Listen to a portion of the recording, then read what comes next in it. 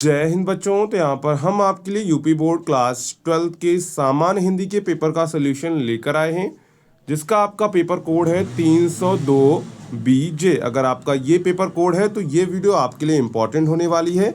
इसमें हम लोग सभी क्वेश्चंस के आंसर को डिस्कस करने वाले हैं, तो आप लोग अपना पेपर खोल के बैठ जाइए और अपने आंसर्स को मैच कर सकते हैं।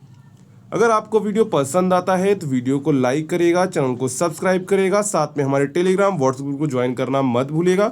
वहां पर आपको जो है पेपर के सोल्यूशन की वीडियोस मिलती रहेंगी, ठीक है।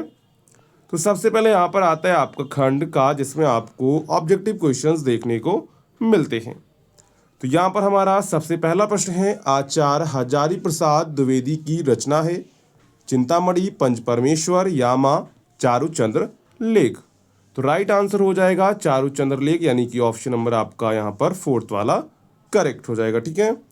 नेक्स्ट है, क्या भूलूं क्या याद करूं यह आत्मकथा विधा है सुमित्रानंद पंत की, डॉक्टर राजेंद्र प्रसाद की, हरिवंश राय बच्चन की, अगेह की। तो यहाँ पर राइट आंसर क्या हो जाएगा? राइट आंसर हो जाएगा हरिवंश राय बच्चन, यानी कि ऑप्शन नंबर थर्ड यहाँ पर आपका करेक्ट हो जाएगा, ठीक है। नेक्स्ट है, कवि वचन सुधा के संपादक थे बालकृष्ण भट्ट, भारतेंदु हरिश्चंद्र, प्रताप नारायण मिश्र, बाल मुकुंद गुप्त। यहाँ पर राइट आंसर क्या हो जाएगा? राइट आंसर ऑप्शन नंबर आपका यहाँ पर सेकंड वाला करेक्ट हो जाएगा। क्या करेक्ट हो जाएगा? सेकंड वाला आंसर आपका यहाँ पर करेक्ट हो जाएगा, भारतेंदु हरिश्चंद्र। नेक्स्ट है, पर्दा कहानी के लेखक हैं। तो पर्दा कहानी के लेखक हो जाएंगे यशपाल। कौन हो जाएंगे? यशपाल हो जाएंगे, यानी कि ऑप्शन नंबर आपका यहाँ पर फोर्थ वाला करेक्ट हो जाएगा, ठीक है। नेक्स्ट है, अजात शत्रु रचना की विधा है उपन्यास, कहानी, नाटक, आत्मकथा। तो यहाँ पर राइट आंसर क्या हो जाएगा? राइट आंसर हो जाएगा आपका नाटक, यानी कि ऑप्शन नंबर यहाँ पर आपका थर्ड वाला करेक्ट हो जाएगा, ठीक है। नेक्स्ट है, अगेह की रचना है कुरुक्षेत्र, हरी घास पर क्षणवण, रासमरथी और उर्वशी। तो यहाँ पर राइट आंसर क्या हो जाएगा? राइट आंसर हो जाएगा हरी घास पर क्षणभर, यानी कि ऑप्शन नंबर यहाँ पर आपका सेकंड वाला करेक्ट हो जाएगा, ठीक है। नेक्स्ट है आपका, कामायनी में सर्गों की संख्या है। तो कामायनी में सर्गों की संख्या है 15, यानी कि ऑप्शन नंबर यहाँ पर आपका जो है थर्ड वाला करेक्ट हो जाएगा, 15, ठीक है। नेक्स्ट है आपका, संत काव्यधारा के प्रमुख कवि हैं।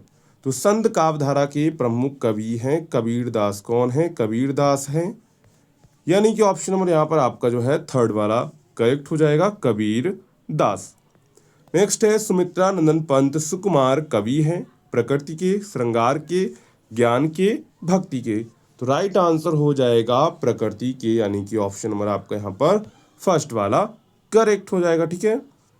नेक्स्ट है, राम की शक्ति पूजा के रचयिता है सुमित्रानंद पंत, महादेवी वर्मा, सूर्यकांत त्रिपाठी निराला, गिरजा कुमार माथुर। तो यहाँ पर राइट आंसर क्या हो जाएगा? राइट आंसर हो जाएगा option number third, Suryakant Tripathi Nirala.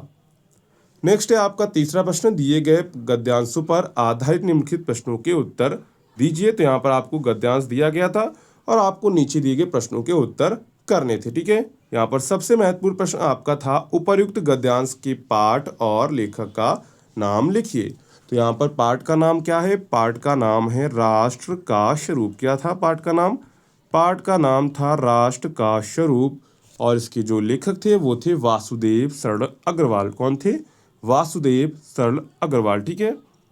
Next अथवा करके आपको दूसरा पैरा दिया गया था, पुष्पित अशोक को देखकर मेरा मन उदास हो जाता है, इसलिए नहीं कि सुंदर वस्तुओं का हदभाग समझने में मुझे कोई विशेष रस मिलता है।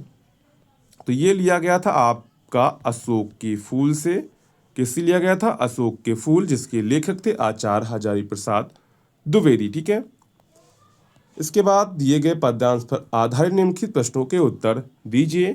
तो यहाँ पर आपको पदखंड से कुछ लाइनें दी गई थी, उनको आपको पढ़ना था। इसके बाद आपको नीचे दिए गए प्रश्नों के उत्तर करने थे, ठीक है। तो यहाँ पर सबसे महत्वपूर्ण प्रश्न आपका था, उपरोक्त पद्यांश का संदर्भ लिखिए। तो ये लिया गया था आपका साकेत। किससे लिया गया था? साकेत से लिया गया था, और जिसके कवि थे मैथिली शरण गुप्त। कौन थे? मैथिली शरण गुप्त। अथवा में आपको दूसरा दिया गया था, तो यहाँ पर जो है पद्यांश के कवि का नाम क्या था? पद्यांश के कवि का नाम था जयशंकर प्रसाद। कौन, क्या नाम था? जयशंकर प्रसाद। और ये लिया गया था आपका श्रद्धा मनु से, ठीक है। इसके बाद आपका नेक्स्ट था जिसमें आपको जो है एक लेखक का साहित्यिक परिचय देते हुए उनकी प्रमुख रचनाओं का उल्लेख करना था, ठीक है। वासुदेव शरण अग्रवाल, डॉक्टर आचार्य हजारी प्रसाद द्विवेदी और प्रोजी सुंदर रेड्डी। तो 3 में से आपको किसी एक का जीवन परिचय यहाँ पर लिखना था, ठीक है। नेक्स्ट है आपका इसी में किसी एक कवि का साहित्यिक परिचय देते हुए उनकी प्रमुख कृतियों पर प्रकाश डालिए। यहाँ पर भी आपको 3 कवियों का नाम दिया गया था। इन 3 कवियों में से किसी एक कवि का यहाँ पर आप लोग जो है जीवन परिचय लिख सकते हैं, ठीक है। इसी में आपका नेक्स्ट था ध्रुव यात्रा अथवा बहादुर कहानी के उद्देश्य पर प्रकाश डालिए अथवा पंचलाइट अथवा लाठी कहानी का सारांश लिखिए। तो यहाँ पर आप इन दोनों में से कोई एक यहाँ पे कर सकते थे, ठीक है। नेक्स्ट है आपका स्वपठित खंड काव्य के आधार पर किसी एक खंड के आपको यहाँ पर प्रश्न का उत्तर देना था, ठीक है। तो आपके सिलेबस के अकॉर्डिंग आपका जो था उसका आप लोग यहाँ पे कर सकते थे, ठीक है। इसके बाद आते हैं आपका खंड खा, ठीक है। तो इसमें आपको क्या करना था? दिए गए संस्कृत गद्यांश में से किसी एक का ससंदर्भ हिंदी में आपको अनुवाद करना था, ठीक है। इसी का आपका खा पाठ था, दिए गए श्लोकों में से किसी एक का ससंदर्भ हिंदी में अनुवाद कीजिए। तो यहाँ पर आपको 2 श्लोक दिए गए थे, दोनों में से आपको कोई एक यहाँ पे करना था, ठीक है। इसके बाद है निम्नलिखित मुहावरों और लोकोक्तियों में से किसी एक का अर्थ लिखकर वाक्य में प्रयोग कीजिए। कलाई खुलने का अर्थ होता है भेद खुलना या फिर पोल खुलना, ठीक है। मक्खन लगाने का मतलब होता है चापलूसी करना या फिर खुशामद करना। पानी पानी होना मतलब कि बहुत शर्मिंदा होना। उल्टी गंगा बहाने का मतलब है परंपरा नियम या चलन के विरुद्ध कार्य करना या फिर प्रतिकूल असंभव काम करना, ठीक है। इसी में आपका नेक्स्ट है आप पठित गद्यांश पर आधारित निम्नलिखित प्रश्नों के उत्तर दीजिए। तो यहाँ पर ये आपने सिंपल था कर लिया होगा। इसके बाद था निम्नलिखित शब्द युग्मों का सही अर्थ चयन करके लिखिए। अविलंब और अवलंब।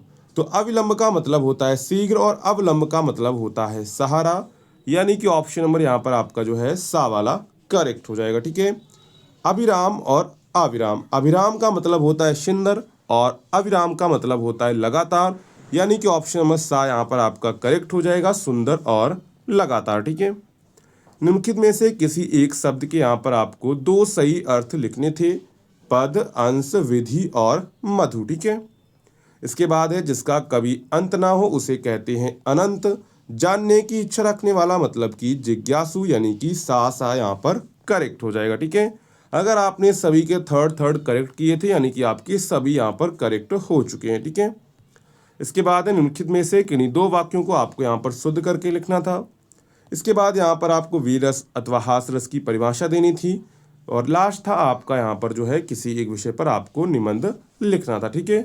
तो ये पूरा आपका जो है क्लास 12 के हिंदी का सलूशन हो जाता है, जो आपके लिए इम्पॉर्टेंट था। अगर आपको वीडियो पसंद आई हो तो वीडियो को लाइक करिएगा, चैनल को सब्सक्राइब करिएगा एंड वीडियो को अपने दोस्तों में शेयर करना मत भूलिएगा।